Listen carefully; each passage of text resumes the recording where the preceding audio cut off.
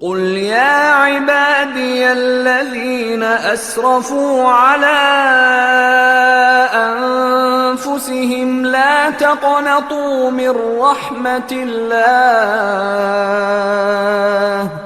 إن الله يغفر الذنوب جميعا إنه هو الغفور الرحيم.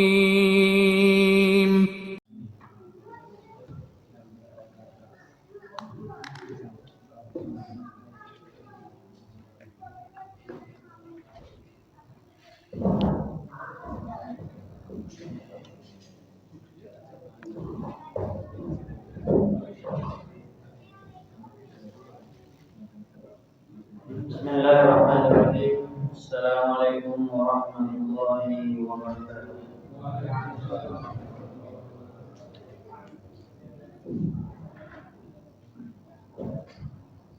Innal hamdalillah nahmaduhu wa nasta'inuhu wa nastaghfiruh wa na'udzu billahi min shururi anfusina wa min sayyiati a'malina. من يهده الله فلا مضل له ومن يضلل فلا هادي له أشهد أن لا إله إلا الله وحده لا شريك له وأشهد أن محمدا عبده ورسوله يا أيها الذين آمنوا اتقوا الله حق تقاته ولا تموتن إلا وأنتم مسلمون أما بعد فإن أصدق الحديث كتاب الله وخير الهدى هدى محمد صلى الله عليه وعلى آله وسلم وشر الأمور محدثاتها فإن كل محدثة بدعة وكل بدعة ضلالة وكل ضلالة في النار. Ma'asyiral muslimin wal muslimat, jemaah salat maghrib di Masjid As-Sahabah radhiyallahu anhum di Pematang Rebarengan. Mudah-mudahan senantiasa kita semua diberikan oleh Allah Subhanahu wa taala inayah, taufik dan rahmat karunia Allah Subhanahu wa taala. Alhamdulillah, kita bersyukur kepada Allah Jalla fi'ula pada malam hari ini. Dengan izin Allah kita dapat bertemu di masjid ini untuk kembali duduk di majelis ilmu, taman-taman surga yang ada di dunia sebelum di akhirat. Maka carilah taman surga di dunia apabila Anda ingin mendapatkan surga di akhirat, yaitu majelis ilmu yang berbicara tentang ayat-ayat Al-Quran, hadis Nabi, dan hakikat daripada agama Islam. Kajian kita pada Senin malam Selasa pekan terakhir bertepatan pada malam hari ini 28 Agustus 2023, 13 Safar 1445 Hijriah. Kita dapat kembali bertemu untuk mudzakarah, saling mengingatkan kepada Allah Subhanahu wa taala agar kita semua bisa menjadi hamba Allah yang benar-benar beriman kepada Allah Subhanahu wa taala. Bahasan kita dalam kitab Fadlul Islam, Fadlun, keutamaan Al-Islam adalah agama Islam. Judul yang pertama telah kita selesaikan, atau bab yang pertama tentang Islam itu adalah agama yang disebutkan di dalam penjelasan di awal menunjukkan kesempurnaan Islam. Kemudian kita mulai sudah masuk pada bab yang kedua. Buku ini tentunya dikarang oleh seorang ulama Ahlus Sunnah wal Jamaah Al-Mujaddid Syekhul Islam Muhammad bin Abdul Wahhab At-Tamimi rahimahullah ta'ala. Bab yang kedua, dan telah kita mulai sedikit penjelasannya pada pertemuan yang lalu, yaitu ad-dukhul fil Islam. Sebagaimana pada bab yang pertama Syekh Muhammad bin Abdul Wahhab mengajak kita untuk menyelami agama Islam dengan melihat keutamaannya. Sebagaimana yang pernah kita sampaikan, dalam kehidupan dunia saja kita tidak akan mau mengambil suatu perkara dunia, apalagi di situ ada resikonya. Tetapi di dalam perkara dunia ini kita melihat banyak keuntungannya. Walaupun untuk masuk ke dalam dunia, untuk mendapatkan perkara dunia tersebut penuh dengan resiko. Bahkan di awal penuh dengan letih, lelah, menghabiskan waktu. Tetapi kita melihat tidak ada orang yang keluar daripada mencari kehidupan dunia. Oleh sebab itu tentunya kita selalu mengatakan kita rubah mindset kita dalam berpikir. Ketika kita sudah berada di dalam Islam, kita sudah beragama, maka tentunya kita harus memperhatikan agama Islam kita. Perkara dunia kalau orang tidak memperhatikannya, maka bisa jadi dunianya akan rusak. Begitu juga perkara yang lebih besar, kalau kita tidak memiliki perhatian kepada Islam, maka Islam kita juga akan rusak. Seperti yang telah kita sebutkan, ketika kita mengetahui tentang keutamaan beragama Islam, yang ini yang menyebabkan kita akan masuk kepada bahasan yang kedua, ad-dukhul fil Islam, yaitu masuk ke dalam agama Islam tersebut. Mungkin istilahnya kalau orang di luar Islam, orang yang masih non muslim, dia ngintip-ngintip dulu dari luar. Coba-coba ingin tahu apa itu Islam. Ya.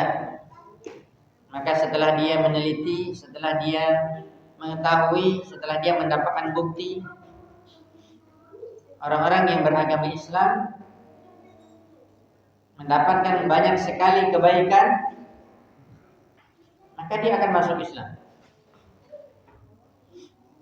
Begitu juga ketika kita seorang yang telah dilahirkan oleh seorang ibu yang muslimah dan kita muslim, kita tidak didahului dengan non-muslim. Tetapi kita sudah berada di dalam Islam. Tetapi pertanyaannya, apakah kita telah masuk ke dalam agama Islam atau belum?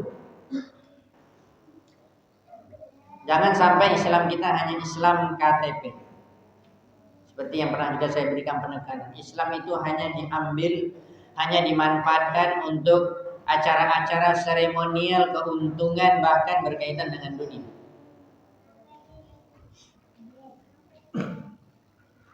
Islam itu adalah hidup kita. Kalau saya katakan Islam itu adalah ruh kita. Kalau kita tidak punya ruh, maka kita tidak akan hidup. Maka Islam itu harus ada di dalam ruh kita.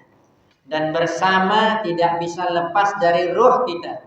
Maka Islam itu akan lepas dengan lepasnya ruh kita. Maksudnya kita meninggal dunia, dan itu pun dalam arti kita tidak bisa hidup lagi di dunia, tetapi Islam itu tidak lepas dari kita walaupun kita sudah mati.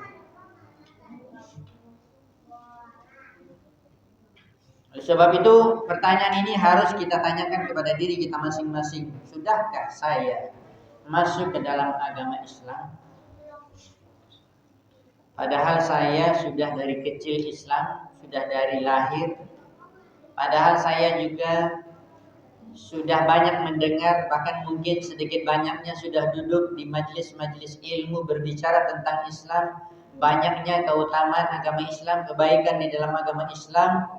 Tetapi apakah kita sudah masuk ke dalam agama Islam itu atau belum? Ini yang dimaksud dari bab pembahasan kita ad-dukhul bil Islam. Kemudian Syekh Muhammad bin Abdul Wahab di dalam kitabnya Fadlul Islam ini pertama sekali membawakan 3 dalil dari ayat Al-Quran. Ini saya selalu memberikan penekanan. Ciri-ciri ulama, ciri-ciri orang yang berilmu agama, dia berbicara tentang agama ada dalil, tidak lepas dari ayat Al-Quran, hadis Nabi. Ini yang namanya ulama. Bukan ya para penceramah yang mengisi kajian tetapi nggak ada dalil, tetapi nggak ada ayat Quran yang keluar dari lisannya, hadis Nabi nggak ada. Ini bukan orang yang berilmu. Orang yang berilmu, karena ini adalah Islam, dan Islam itu adalah agama Allah, dan tidak akan mungkin kita bisa memahami Islam kecuali dengan dalil, dengan Al-Quran dan Sunnah, hadis Nabi SAW. Saya selalu memberikan penekanan di dalam kajian di dalam masalah ini untuk menyelamatkan ulama-ulama kita Ahlus Sunnah wal Jamaah dari ya celaan-celaan bahkan dari lisan kaum muslimin sendiri, yang saya selalu katakan di beberapa kajian, ini ulama-ulama yang terzalimi. Di antaranya tidak lepas sampai sekarang kita mendengarkan ulama-ulama yang terzalimi, di antaranya Syekhul Islam Muhammad bin Abdul Wahab yang mengarang kitab Fadlul Islam ini, yang mengarang kitab Ushulus Salasah, 3 landasan utama dalam beragama, yang mengarang kitab Kasyfus Syubhat, membongkar syubhat orang-orang yang fatal, yang sesat dalam beragama. Kitab Tauhid yang menjelaskan tentang hakikat tauhid. Tetapi sudah begitu lurus agamanya Syekh Muhammad bin Abdul Wahab, dan sudah jelasnya yang beliau sampaikan, dan semua ulama yang membaca kitab beliau tidak ada yang mengatakan beliau itu sesat, tidak ada. Maka orang yang menyesatkan, yang mengatakan Syekh Muhammad bin Abdul Wahab sesat, dialah yang sesat, karena dia tidak membaca kitab Syekhul Islam Muhammad bin Abdul Wahab. Dia tidak menyelami kitab-kitabnya yang penuh dengan dalil Al-Quran dan Sunnah. Malahan kita lebih memakai kitab, buku atau penjelasan ulama, kalaupun dikatakan ulama, yang tidak ada dalil sama sekali. Terbalik kita mempelajari Islam dari seorang guru misalnya, tetapi tidak ada qaula Allah wa qaula Rasul, tidak ada perkataan Allah dan Rasulnya. Dan ini yang selalu kita ulang-ulangi juga. Semua kita di Indonesia ini, khususnya di Asia Tenggara, mengatakan kita, tuan guru kita, madhab besar kita Syafi'i. Imam Syafi'i Muhammad bin Idris Asy-Syafi'i, ulama, betul-betul ulama besar Ahlus Sunnah wal Jamaah. Apa yang dikatakan oleh Imam Syafi'i?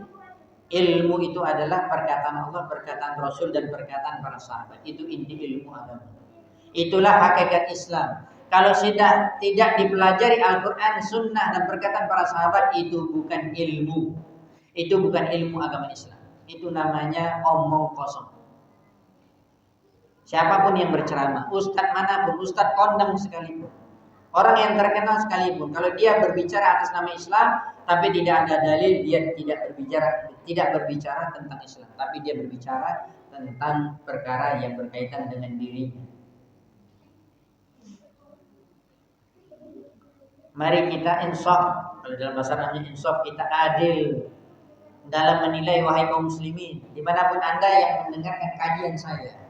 Kalau masih ada syubhat dalam pikiran Anda bahwa Syekh Muhammad bin Abdul Wahab sesat, Dan beliau membawa istilahnya kata orang pemahaman Wahabi ini adalah bentuk celaan, bukan pujian secara umum yang kita dengar di seluruh dunia tentang Syekh Muhammad bin Abdul Wahab. Mana hati kita? Buka hati kita untuk menerima ayat-ayat Al-Quran dan hadis Nabi ini para ulama yang mereka betul-betul ulama Islam. Kalau kita tidak hidup di tengah-tengah atau kita tidak hidup bersama Syekh Muhammad bin Abdul Wahab, kita tidak bertemu dengan beliau, maka baca biografi kehidupan beliau dari murid-muridnya, kita akan mendapatkan beliau betul-betul seorang ulama ahlus sunnah wal jamaah dan seorang yang alim, betul-betul berilmu, mengetahui tentang hakikat Islam. Ya, bukan orang Islamnya ulama abal-abalan, tidak. Ini betul-betul ulama. Tapi kenapa ulama-ulama yang lurus berada di atas jalan yang lurus, mereka yang banyak terfitnah, mereka yang dicela di mana-mana, apalagi sudah mendengar kata Syekh Muhammad bin Abdul Wahab, Wahabi.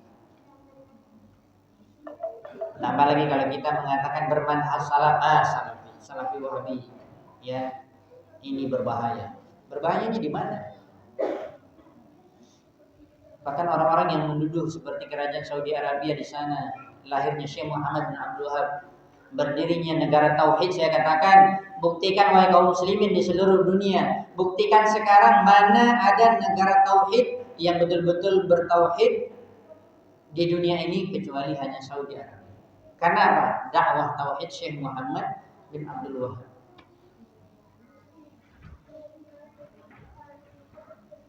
Ya, maka ini yang kita sedihkan. Orang lari dari para ulama yang betul-betul ulama ahlus sunnah wal jamaah. Bagaimana mereka bisa memahami agama Islam dengan benar? Yang ini juga kaitannya dengan pelajaran kita dalam bab yang kedua ini. Bagaimana kita bisa masuk ke dalam Islam? Ataupun kita semua mengatakan, oh saya sudah masuk ke dalam agama Islam. Tetapi pertanyaannya, Islam yang mana?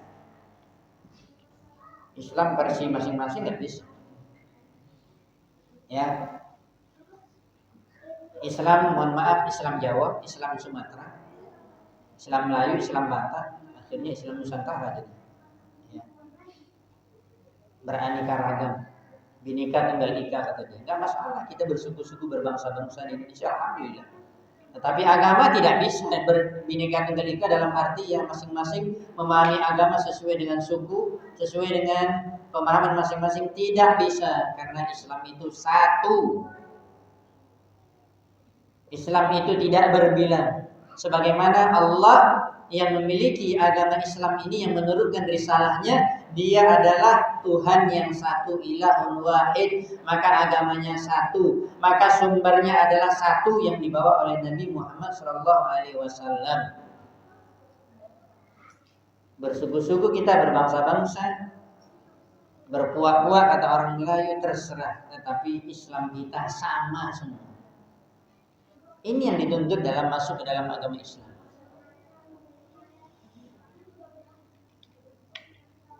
Ayat yang pertama disampaikan dalam surah Ali Imran ayat 85.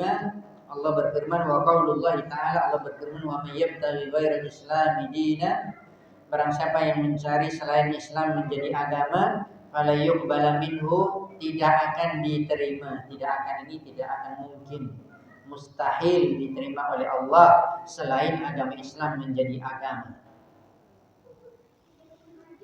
Dan ini juga mengingatkan kita, sebagaimana penjelasan yang lalu, ini tambah-tambahan sedikit singkat, ya kita mungkin akan masuk kepada dalil yang lain.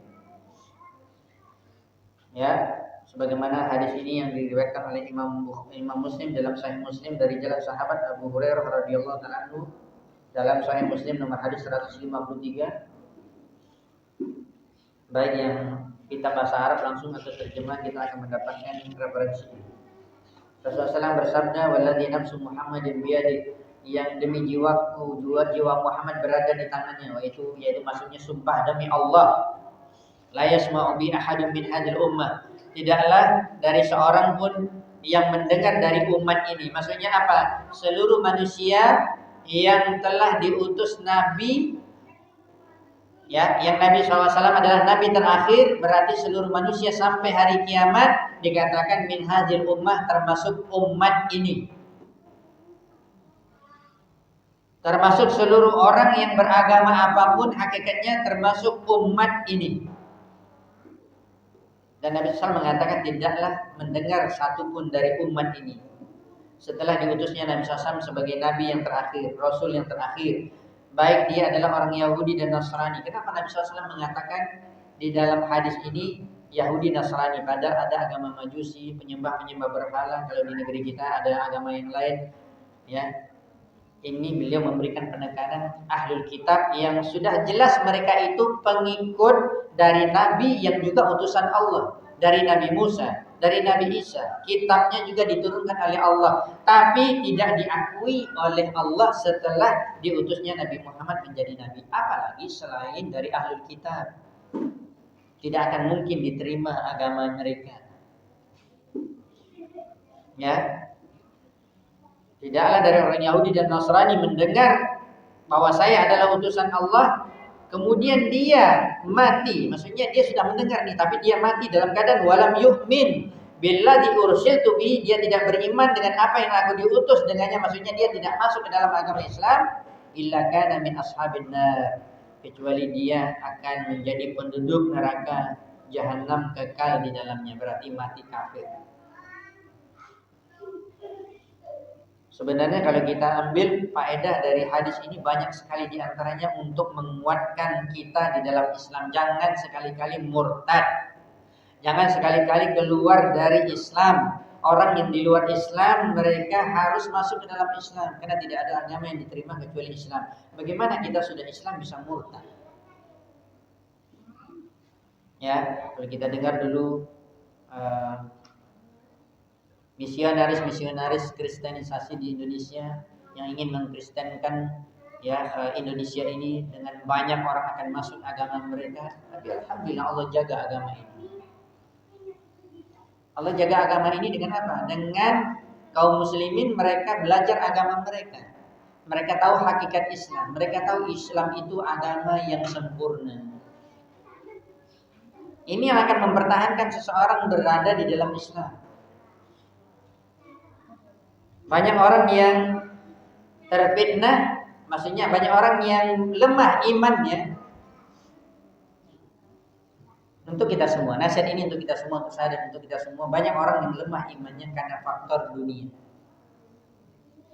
Dunianya sedikit membuat dia lemah. Salah, wahai saudaraku.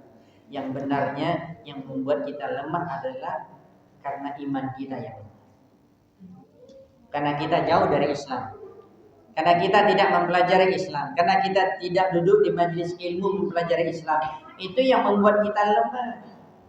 Jangan membuat kita lemah faktor dunia. Makanya kita mendapatkan ada orang-orang di pelosok-pelosok dimasuki oleh misionaris itu, ya sudah dari awalnya Islam masuk ke agama Nasrani. Kenapa? Ditawari mie, ditawari duit, ditawari ini dan itu dunia.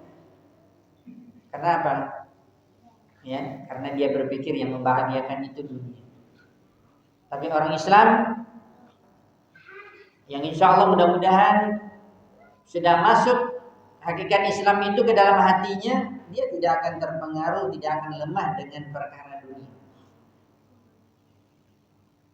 Apalagi kita berbicara tentang perkara dunia ini banyak sekali. Kalau kita pernah mendengar jingle yang disampaikan oleh Ustaz Maududi di beberapa radio hidayah atau televisi, disebutkan bahwa tidak ada satupun dalil dalam Al-Quran. Silakan bongkar 114 surat, 30 juz ayat Al-Quran, atau antum bisa membaca hadis-hadis Nabi, baca sekian ratus ribu hadis-hadis Nabi. Tidak ada satupun disebutkan dunia kecuali disebutkan dunia itu hina, dunia itu rendah, dunia itu tidak ada harganya. Tapi itu yang membuat kita lemah. Salah kita. Seharusnya kita introspeksi diri. Yang membuat kita lemah itu bukan dunia, tetapi agama kita. Ya, kalau orang yang beragama dia tidak akan lemah. Walaupun dunianya sedikit, dia tidak akan lemah. Dan dia yakin dengan takdir Allah, beriman kepada qada dan qadar Allah Subhanahu wa taala. Saya beberapa hari yang lalu mendengarkan kajian, walaupun tidak secara langsung live, tapi ada beberapa kajian ustaz kita.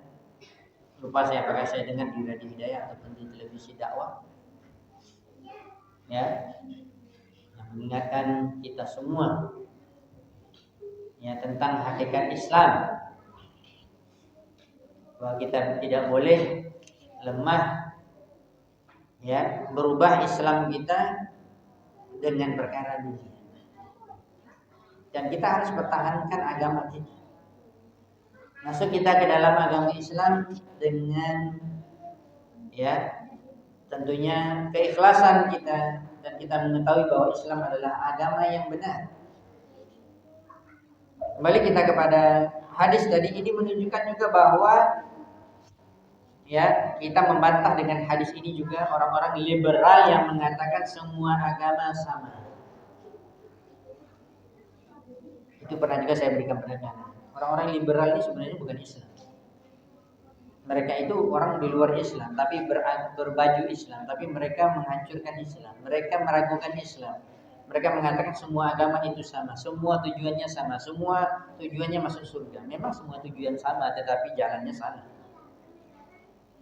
Maka jalan yang benar adalah Islam yang dibawa oleh Nabi Muhammad SAW. Di dalam hadis juga disebutkan, ini syarat dari Syekh Shalih Fauzan, beliau mengatakan kullu ummati yadkhuluna al-jannah, setiap umatku akan masuk ke dalam surga. Inilah hakikat Islam. Orang yang masuk ke dalam Islam betul-betul masuk, insyaallah dia akan masuk ke dalam surga. Nabi SAW dengan lisannya, melalui lisannya, dan Nabi tidak berbicara kecuali wahyu dari Allah, dan pasti tidak ada kebohongan. Sebagaimana Al-Quran kita katakan benar semua yang ada di dalam Al-Quran karena firman Allah, begitu juga sabda Nabi benar karena dia adalah utusan Allah. Maka Nabi mengingatkan seluruh umatku pasti masuk surga. Tidak ada yang tidak masuk surga dari umat Nabi SAW kecuali orang yang enggan, yang tidak mau. Maka para sahabat bertanya, siapa yang tidak mau masuk surga ya Rasulullah? Barang siapa yang ingin masuk surga dengan syarat man ata'ani, yang taat kepadaku, mereka masuk surga. Berarti apa? Itulah hakikat Islam. Islam yang dibawa oleh Nabi, kita amalkan, itulah yang akan membuat seorang akan masuk Islam. Wa man asani faqad aba. Barang siapa yang tidak mengikutiku, barang siapa yang maknanya bermaksiat kepadaku, berarti dia tidak mengikuti ajaran Nabi dalam beribadah, dalam memahami Islam. Ini masuk dalam hadis ini faqad aba, dialah orang yang enggan, tidak mau masuk surga. Ya, jadi kita harus pahami dengan baik wahai kaum muslimin. Mudah-mudahan senantiasa kita dirahmati dan dimuliakan Allah Subhanahu wa taala. Sebelumnya telah kita sebutkan juga penjelasan dari Syekh Saleh Al-Syekh Hafizahullah taala dalam syarahnya. Ya. Islam secara umum dikatakan seluruh agama Nabi dan Rasul semuanya namanya Islam. Ya, semuanya agama-agama dari langit samawiyah. Semuanya mendapatkan wahyu dari Allah. Ini umum. Tetapi kita berbicara tentang ayat ini, ya, wa may yabtaghi ghairal islami dinan, surah Ali Imran ayat 85. Begitu juga lanjutannya dalil yang kedua surat Ali Imran juga ayat 19. Inna dina indallahi Islam, sesungguhnya agama yang di sisi Allah hanya satu, yaitu Islam. Maksudnya inilah yang dimaksud dengan Islam yang khusus. Jadi kita bukan berbicara tentang Islam yang umum. Seluruh para nabi dan rasul agamanya Islam, iya. Tetapi ayat ini berbicara tentang agama Islam khusus, yaitu setelah diutusnya Nabi kita Muhammad SAW, maka itulah Islam yang harus kita anut, yang harus kita ambil, yang harus kita masuk ke dalamnya. Ad-dukhul fil Islam, Islam yang dibawa oleh Nabi SAW. Islam yang Allah mengutus Nabi Muhammad SAW sebagai penyampai risalahnya. Dan Islam itu seluruhnya masuk dalam seluruh aspek kehidupan kita. Itu yang juga pernah kita sampaikan, termasuk orang-orang yang memiliki pemikiran, ada orang yang memiliki pemikiran liberal, Ada satu lagi lupa saya istilah-istilah ini yang memisahkan antara agama dengan dunia. Ya, sekuler. Kita tidak menuduh negeri kita, pemimpin kita, tapi bisa jadi mereka awam. Pertanyaannya, di dunia ini banyak negara yang mayoritas kaum muslimin seperti di negeri kita. Tetapi kenapa tidak mengambil hukum dengan hukum Al-Quran dan hadis, hukum Islam? Bisa jadi syubhat yang ada pada diri mereka, pada pikiran mereka, atau mereka juga belajar mungkin dari bangku sekolah dasar dan seterusnya, tidak mengetahui hakikat Islam yang sebenarnya. Ternyata Islam itu masuk seluruh perkara, baik dalam perkara politik, ekonomi, kemasyarakatan, bertetangga, bahkan kehidupan rumah tangga pun. Kita bekerja pun, orang bekerja mau di sawah ladang, mau di laut, mau di kantor, semuanya ada di dalam Islam penjelasannya. Bagaimana kita melakukannya sesuai dengan Islam. Islam itu masuk semua lini kehidupan. Makanya kita nggak boleh mengambil setengah-setengah. Oh, kalau sholat saya Islam, puasa Islam. Tapi kehidupan berpolitik ambil politik dari orang kafir, ini salah.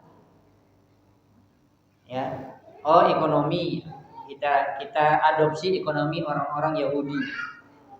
Ya, saya selalu mengatakan peneliti ahli ekonomi dunia yang mereka juga pakar dalam ilmu agama, mereka meneliti bahwa ya awal mulanya riba itu adalah dari orang-orang Yahudi. Yang dikatakan di zaman Nabi riba jahiliyah itu juga ada pengaruhnya dari orang-orang Yahudi. Dan pendiri pertama yang mendirikan, yang mengadakan di dunia ini bank-bank konvensional itu dari orang Yahudi. Tapi orang Islam masuk ke situ. Mereka terjun ke situ. Mereka bahkan bekerja di situ. Ini riba. Ini bahkan bukan membuat kita bertambah maju ekonomi, bahkan tambah terpuruk. Saya kemarin tidak sempat hadir di Masjid Al-Hijrah karena perjalanan Ustadz Erwandi beberapa hari, mulai dari Jumat kemarin, Sabtu, Ahad, beliau ngisi 3 hari di Pekanbaru. Dr. Erwandi terpilih pakar fikih muamalah. Ya, saya sedikit cerita tentang beliau. Saya dulu ketika tahun 92 di LIPIA Jakarta, persiapan bahasa, masuk takmili, kemudian lulus Madinah. Beliau itu dari pondok di Pekanbaru, kemudian mendaftar di LIPIA Jakarta. Saya berangkat Madinah, beliau masuk Syariah LIPIA. Sempat ketemu, walaupun tidak satu rumah. Kami dulu pas-pasan, walaupun ada asrama.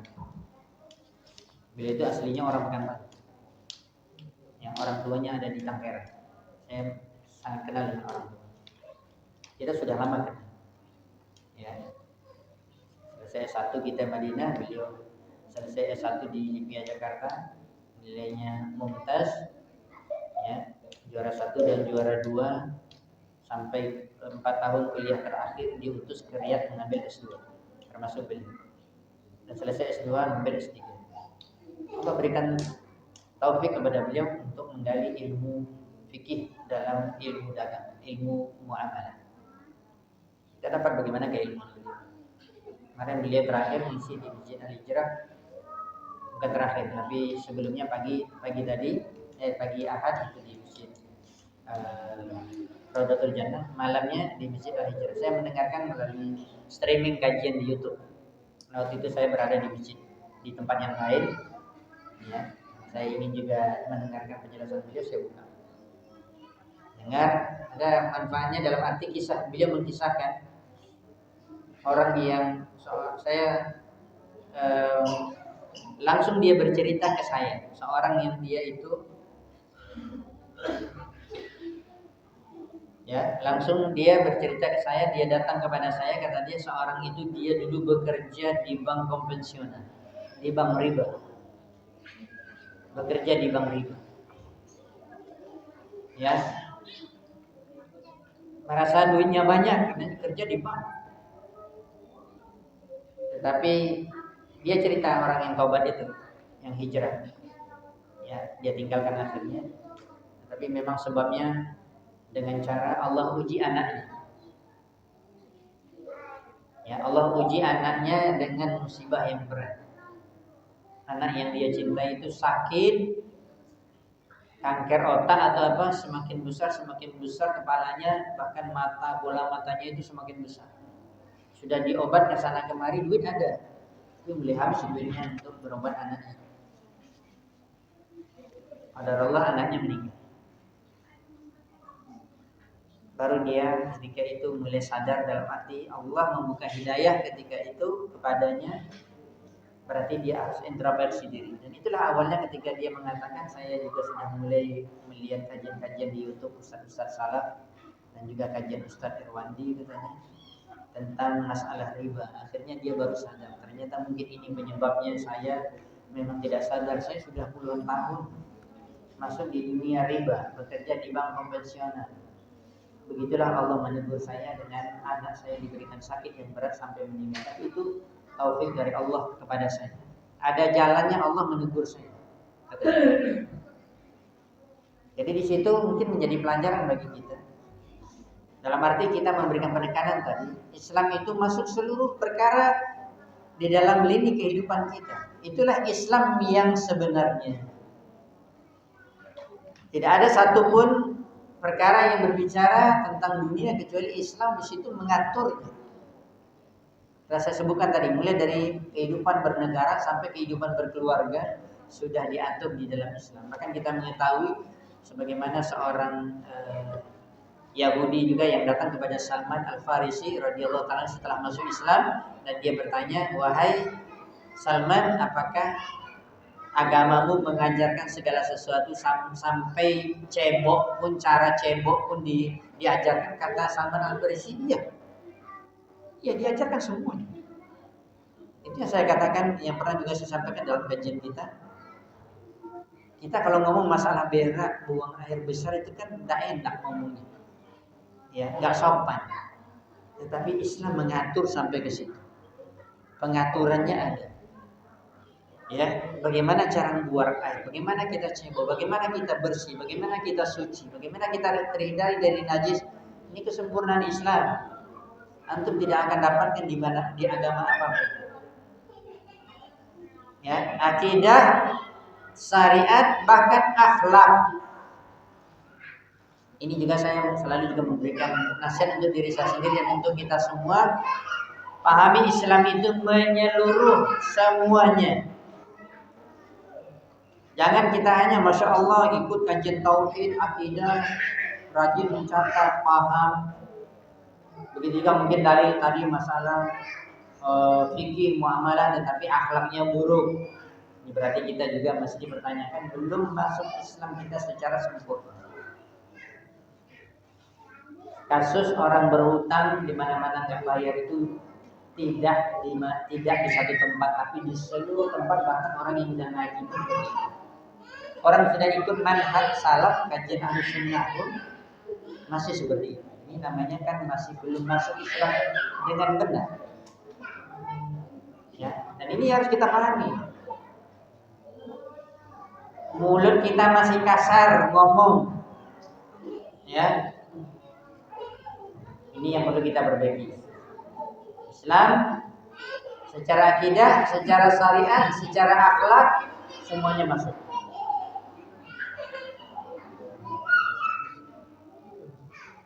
Ya. Ada yang sudah pernah kita sampaikan juga, Islam yang banyak didefinisikan oleh para ulama. Disebutkan oleh Syekh Shalih Al-Syekh, mulai dari ulama-ulama salaf terdahulu seperti Ibnu Jarir At-Tabari di dalam tafsirnya menjelaskan tentang inna dina indallahi Islam. Sesungguhnya agama yang diridhai oleh Allah adalah agama Islam. Diambil kata-kata Islam itu dijelaskan oleh para ulama tafsir. Di antaranya Syekhul Islam Ibnu Taimiyah dalam kitabnya Al-Iman, dan juga Syekh Muhammad bin Abdul Wahab dalam banyak kitabnya, dan juga banyak jamaah, maksudnya para ulama-ulama sunnah. Islam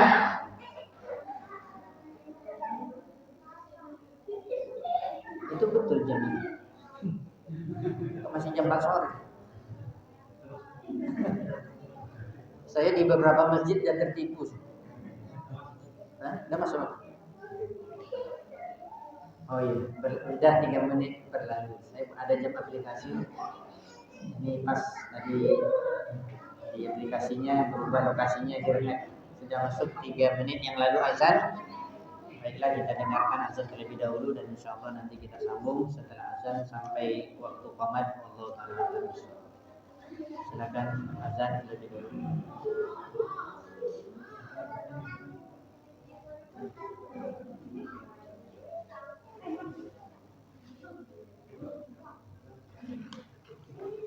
Tafadhal azan.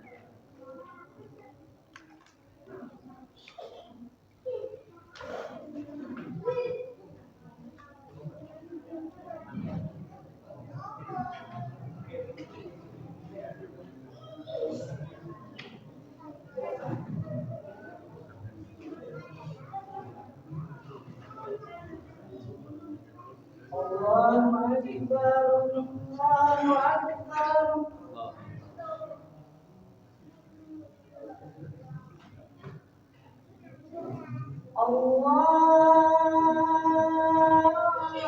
Allahu Akbar,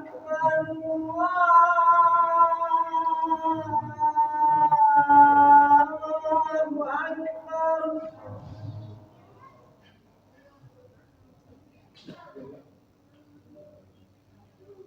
Asyhadu an la ilaha illallah.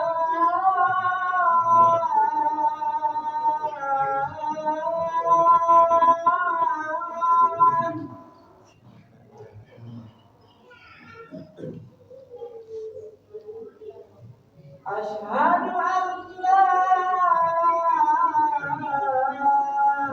ilaha illallah.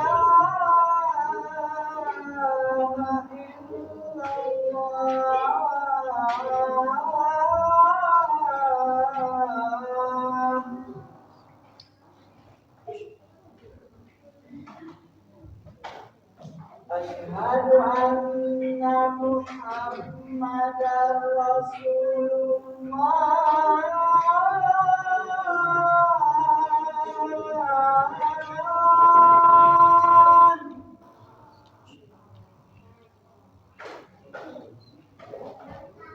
Asyhadu anna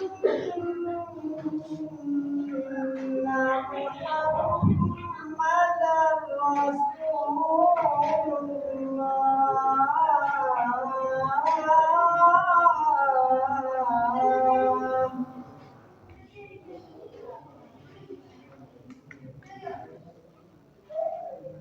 Hayya 'alas salah.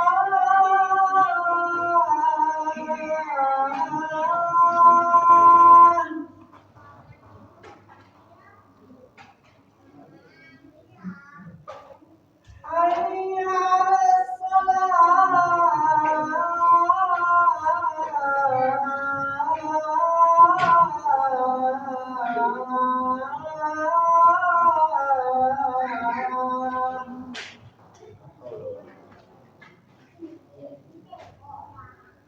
Hayya 'alal falah.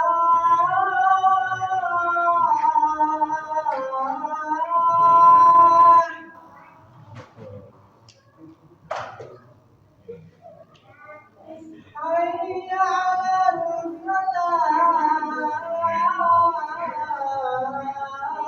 falah.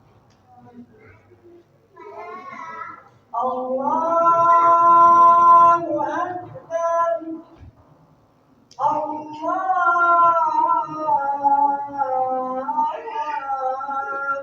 Akbar. La ilaha illallah.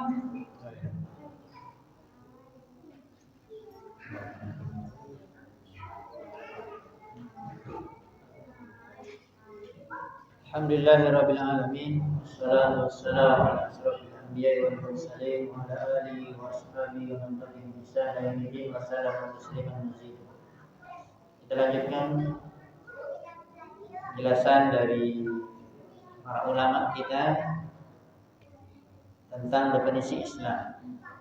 Sebenarnya kalau kita sudah sering duduk di majelis ilmu, apalagi belajar tauhid, sebenarnya definisi ini sudah harus ada di dalam otak kita, sudah harus kita hafal.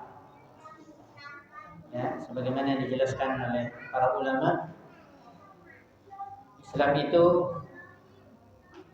adalah intinya dan merupakan poros dari Islam itu sendiri, ya, adalah tauhid. Makanya dikatakan Islam adalah al-istislamu lillah bitauhid. Menyerahkan diri sepenuhnya kepada Allah dengan mentauhidkan Allah, mengesahkan Allah Subhanahu wa taala. Makanya orang yang kalau kita katakan lawan daripada tauhid adalah syirik. Ketika seorang yang mengaku Islam tetapi dia melakukan kesyirikan, maka dia bisa keluar dari Islam. Al-istislamu lillahi bitauhid, yaitu menyerahkan sepenuhnya kepada Allah diri kita untuk bertauhid, untuk mengesahkan Allah Subhanahu wa taala. Itulah hakikatnya kita diciptakan oleh Allah di dunia ini. Apa bunyi ayatnya? Yang dikatakan bahwa manusia dan jin diciptakan oleh Allah untuk beribadah, untuk bertauhid. Apa bunyi ayatnya?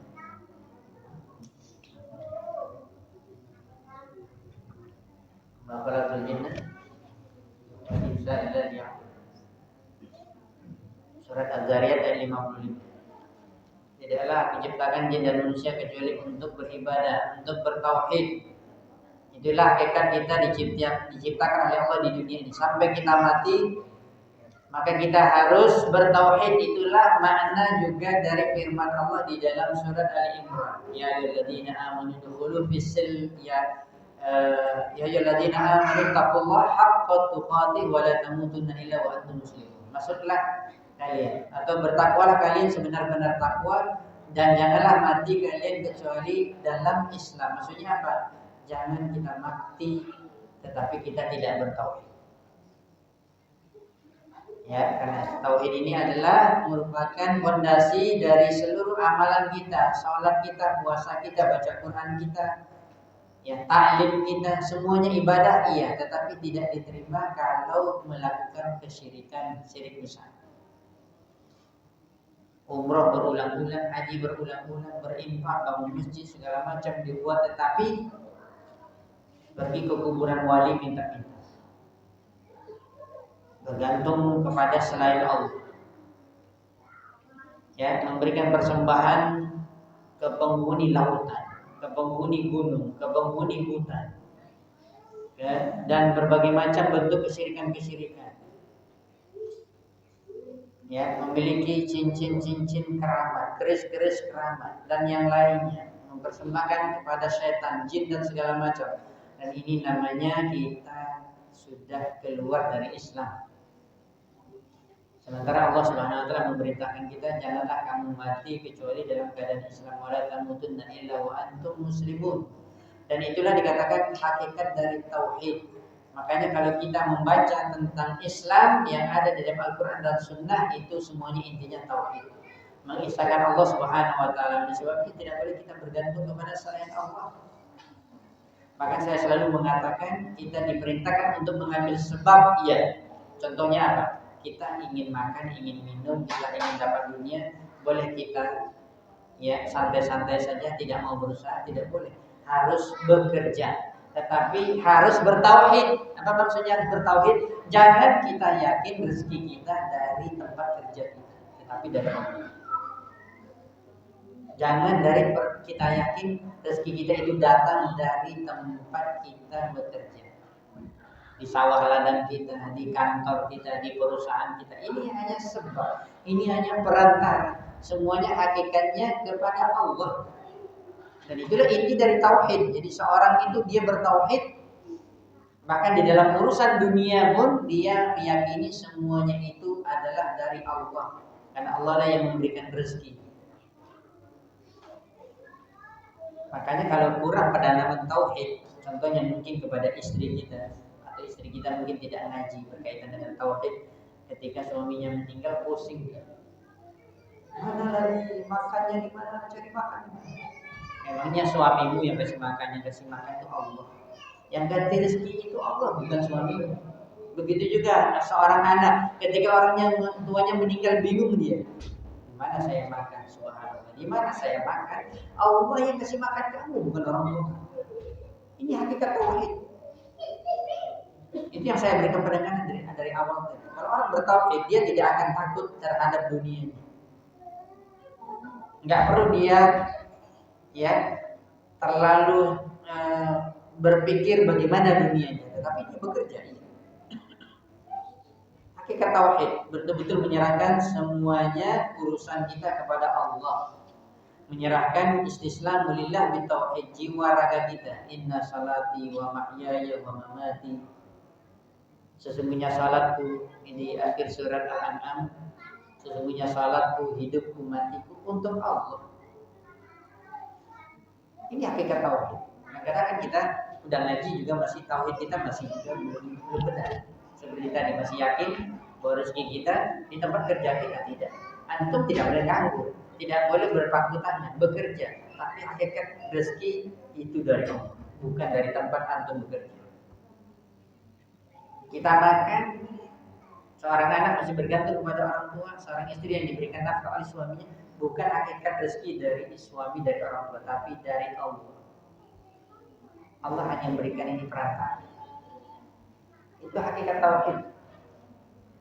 Istislam lillah bitauhid. Belum perkara-perkara yang lain yang banyak meminta pertolongan.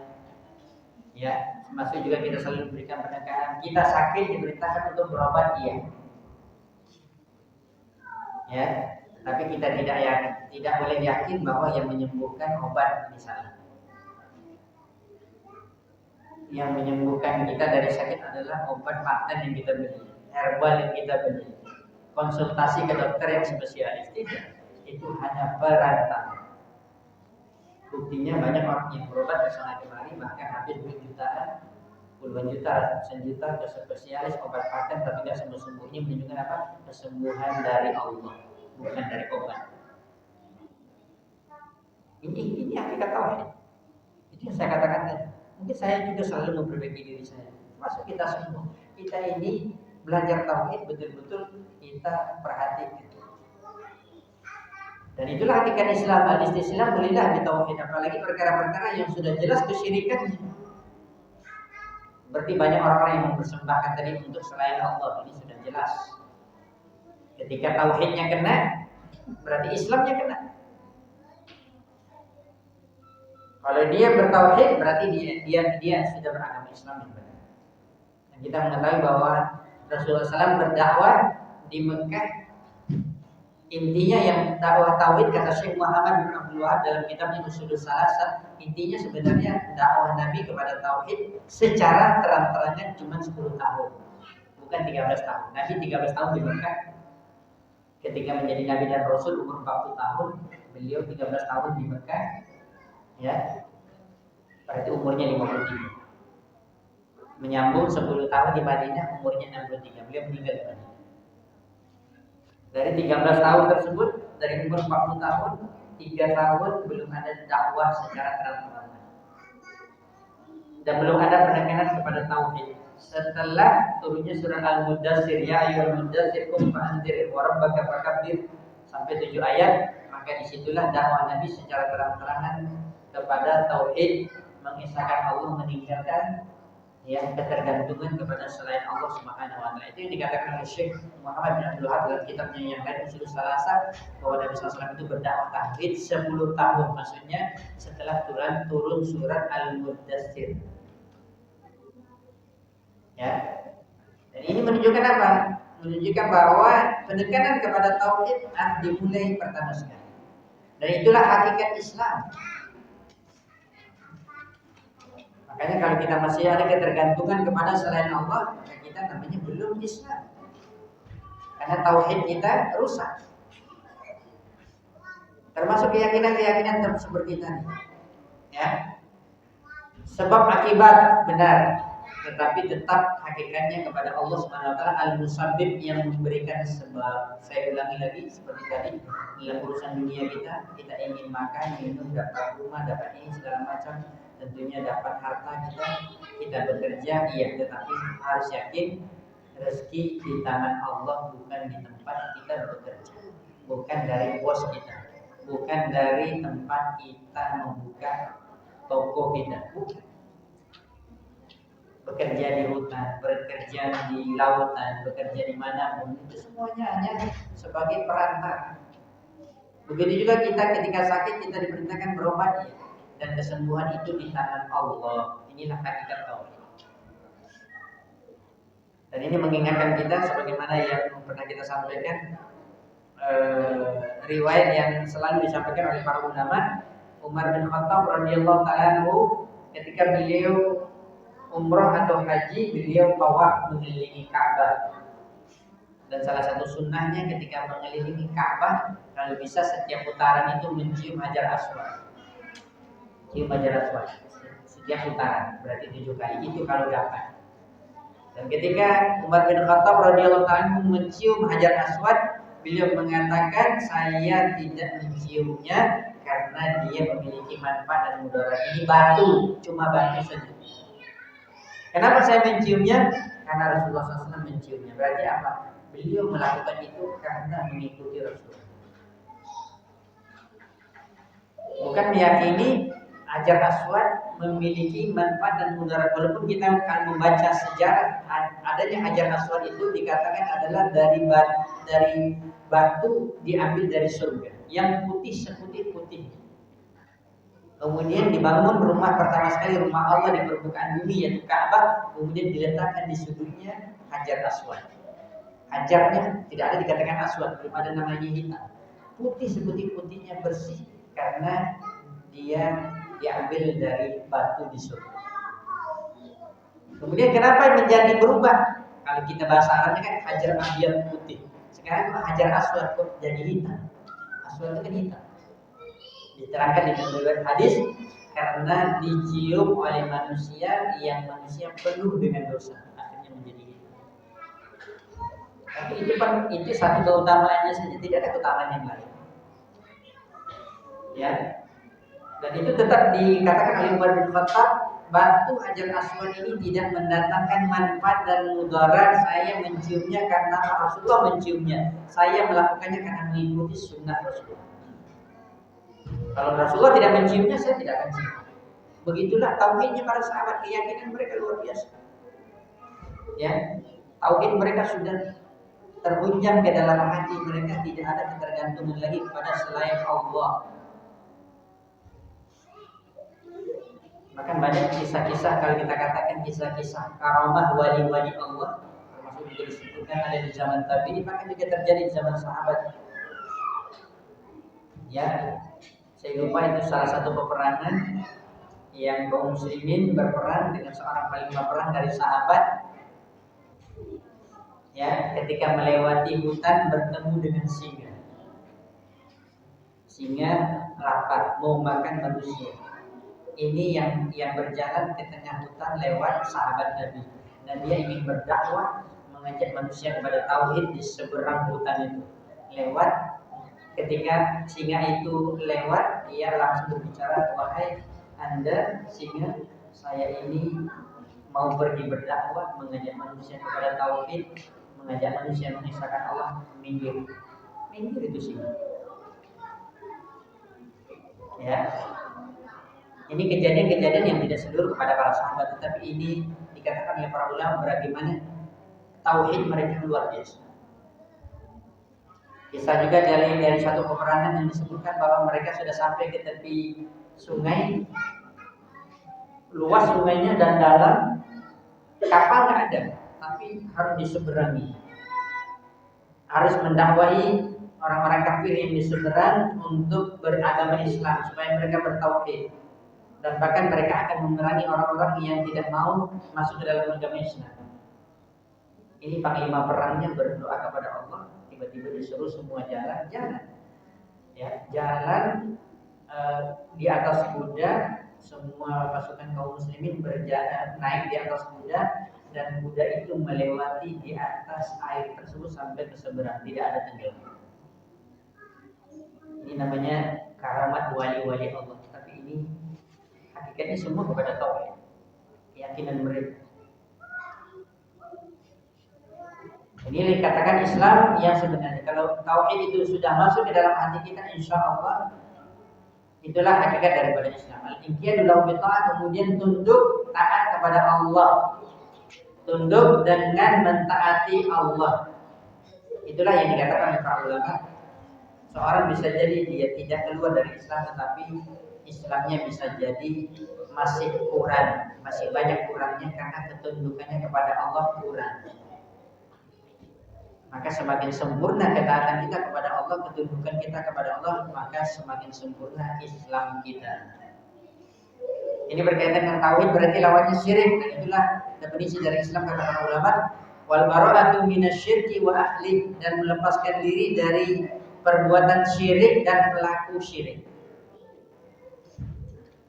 Jadi kalau kita ingin dikatakan seorang muslim, Islam, benar Islam kita, tadi sudah disebutkan definisi yang pertama, bertauhid, taati Allah secara sempurna. Kemudian menjauhi diri kita dari lawan tauhid, yaitu syirik dan pelaku syirik. Maka kalau orang betul-betul ingin masuk ke dalam agama Islam, maka dia harus meninggalkan semua perkara-perkara syirik yang selama ini, yang sebelum ini masih dia yakini, masih dia pegang. Lepaskan semua. Oh, dulu saya Ustaz sebelum ikut kajian sunnah, sebelum hijrah, saya dulu pernah belajar perdukunan, kesaktian, ilmu kebal. Ini semuanya harus dilepas, karena ini jatuh kepada kesyirikan. Kalau betul-betul kita ingin menjadi orang beragama Islam dan benar Islam kita, lepaskan seluruh bentuk kesyirikan. Mantra-mantra yang pernah kita dapatkan dulu dari guru kita, lepaskan. Gak ada cerita lagi di sini. Saya tidak perlu sebutkan ada seorang ustaz di Pekanbaru. Ya, beliau dari daerah, kemudian sampai Pekanbaru, dulu cerita kisahnya, mungkin sebagian ada yang tahu. Masuk kuliah di Unri. Kemudian beliau belajar dengan Buya Jufri di Pondok Pesantren Al-Furqan sebelum beliau meninggal, rahimahullah taala, itu belajar tauhid. Beliau kan menekankan tentang tauhid, bahaya syirik. Ya, salah satunya disebutkan tentang kebatinan-kebatinan, ilmu-ilmu perdukunan, sihir dan segala macam. Ternyata ini ustaz, sekarang dia jadi ustaz. Dulu dia melakukan itu, bahkan dulu dia banyak simpanannya, mantra-mantra itu. Bahkan saya kalau ketemu dengan dia, dia bilang, saya masih hafal sebenarnya beberapa mantra syirik itu, kalau saya ucapkan bisa jadi saya jadi sakti lagi. Tapi dia lepaskan semua, karena ini kata dia syirik, gak ada gunanya lagi. Ini kebatinan, ini sudah bertentangan dengan tauhid. Ya, sudah bertentangan dengan tauhid. Maka ini harus dilepaskan. Kalau Anda ingin menjadi seorang Islam Muslim yang benar, maka lepaskan bentuk semua kesyirikan, apalagi Anda pelaku syirik. Saya dulu mantan dukun, Ustaz, alhamdulillah antum mantan. Jangan balik lagi. Tobat, lepaskan semua. Jangan buka praktek perdukunan lagi, sihir dan segala macam, meramal nasib orang. Ini bentuk kesyirikan. Bagaimana Ustaz, saya punya keris keramat, ya udah, lepaskan semua mantra-mantranya. Kalau mau dibunuh, kalau ada jin di dalamnya ya dibunuh. Harus dibandingkan dengan air 7 ini segala macam, daun 7 ini semuanya serba 7 supaya sakti keris ini. Semuanya bentuk kesyirikan. Kita harus lepaskan diri. Saya dulu pernah juga ngisi kajian dalam dari ibu-ibu di Pekanbaru. Ada ibu-ibu yang bertanya, Ustaz, ini ya berkaitan dengan diri saya, Ustaz. Saya dulu nggak tahu bahwa itu syirik, ya. Dan ternyata barang itu masih ada di dalam tubuh saya. Ya, istilahnya apa? Istilahnya pemanis.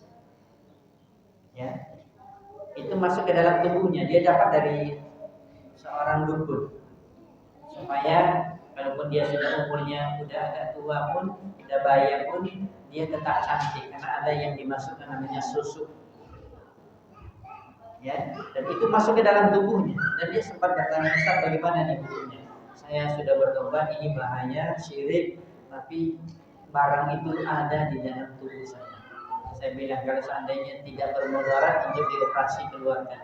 Kalau seandainya bermudarat biarkanlah dia di dalam itu, tetapi ibu harus bertobat betul-betul meninggalkan pemahaman syirik yang terdahulu. Harus dilepaskan. Dari istilahnya masih ada sedikit-sedikit. Makanya kalau orang yang meruqyah, kalau orang yang ahli ruqyah, insya Allah meruqyah orang-orang yang kemasukan jin, ya, dan dia insya Allah ruqyahnya bertauhid, itu biasanya dia akan tanyakan dulu, ini ada yang kena didatangi misalnya ke rumah, atau dia datang ke rumah Ustaz itu, kamu masih ada jimatnya nggak? Lepaskan. Masih ada tergantung di badan, lepaskan. Kalau di rumah, tolong ada yang di rumah kumpulkan jimat-jimat, mantra-mantra dan tulisan-tulisan. Kalau tidak bermanfaat, bacaan Al-Quran. Karena Al-Quran itu adalah hakikat tauhid. Maka kalau ketika dibacakan ayat-ayat ruqyah, kemudian masih ada ketergantungan selain Allah, masih ada jimat-jimat yang tidak dibuang, tidak mempan ruqyah. Jinnya tidak akan keluar, tidak akan hilang. Saya kemarin beberapa kali, saya baru pulang mungkin 2 minggu yang lalu, isi di Tanjung Pinang 2 hari, dengan di Batam 2 hari. Sebelumnya saya ngisi di Tarempa lebih jauh lagi, di Kabupaten Anambas, Jadi saya bertemu dengan seorang ustaz di situ, ada yang memperkenalkan ustaz itu namanya Ustaz Bulan. Oh iya, kenalan kami. Lalu teman yang ngaji, yang sedang ngaji sama dia menceritakan, itu ustaz itu dia ahli ruqyah ustaz. Oh iya, makanya dia kemarin pas saya makan pagi dia datang, dia salam sama saya. Ustaz asal Ustaz dari mana? Orang mana Ustaz? Lahir di mana? Saya dari Bengkalis. Saya baru kemarin pulang dari Bengkalis. Berapa hari yang lalu saya katakan ngapain? Saya meruqyah ya, spesialis dokter yang kemasukan. Jadi spesialis dokter ya kemasukan jin dia ruqyah. Kemudian ada kawan yang cerita dulu di awal-awal katanya di Terempa dia berdakwah dan banyak orang yang kemasukan. Itu kata dia setiap dia meruqyah ke rumah orang tersebut itu mesti dikumpulkan dulu jimat-jimat, mantra-mantra, kadang-kadang sampai seplastik asam di dalam rumah baru bisa diruqyah. Subhanallah, itu di rumah kaum muslimin banyak mantra-mantra, masih banyak jimat-jimat, itu kesyirikan semua. Ya, apalagi kita mendapatkan beberapa kasus orang-orang yang diruqyah itu ya, pada Allah yang mungkin kata orang jinnya turunan dari kakeknya, turunan dari bapaknya. Karena apa? Karena memelihara jin. Akhirnya masuk ke anaknya kena. Mulai kemasukan untuk mengeluarkannya payah. Karena katanya di dalam tubuhnya sudah banyak jin, sudah ribuan, sudah ada perkampungan jin dalam tubuh. Ini ada perkampungan kecil. Dia bisa masuk ke mana? Perkampungan, Pak, dalam perut, dalam mana? Di bagian tulang atau di mana? Ya, dan jadi perkampungan. Ini yang saya maksudkan tadi. Ya, bahwa apabila ada praktek-praktek kesyirikan maka segera dibuang. Baru benar Islam kita. Al-bara'atu minasyirki. Jangan ada sama sekali tinggal di rumah kita, di tubuh kita, di buku kita, dimanapun kita ya, berada, di situ masih ada tempat ketergantungan syirik kita, maka itu harus dibuang. Baru benar Islam kita. Bara'atu minasyirik wa ahli, begitu juga kepada pelaku-pelaku syirik. Berarti apa? Kalau dulu mantan melakukan kesyirikan, berarti guru-gurunya harus ditinggalkan. Saya berhasil Ustaz mendapatkan ilmu kebahagiaan. Jangan kamu ke guru kamu lagi, kecuali guru kamu sudah tobat. Ya, tinggalkan pelaku-pelaku syirik. Bukan hanya syirik itu, tetapi pelakunya juga harus ditinggalkan. Tidak boleh kita bergaul dengan mereka. Ya, bagaimana dengan keluarga Ustaz ya? Keluarga dinasihati, masih ada bapak, saudara-saudara kita yang mungkin masih melakukan kesyirikan, segera dinasihati. Ya, masukkan tauhid, jelaskan bahwa ini berbahaya, ini dosa besar dan ini berbahaya, dan ini hakikat Islam bisa hilang dari diri kita kalau kita masih melakukan kesyirikan. Ya, ini yang mungkin dapat kita sampaikan dari penjelasan kita pada malam hari ini. Mudah-mudahan bermanfaat. Kalau ada yang ingin ditanyakan silakan.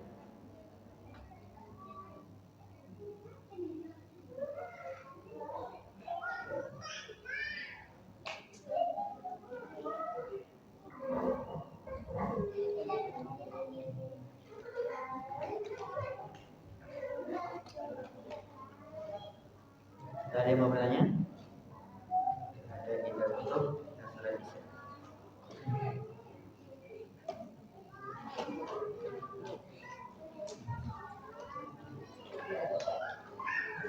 Ini ada mantan dukun.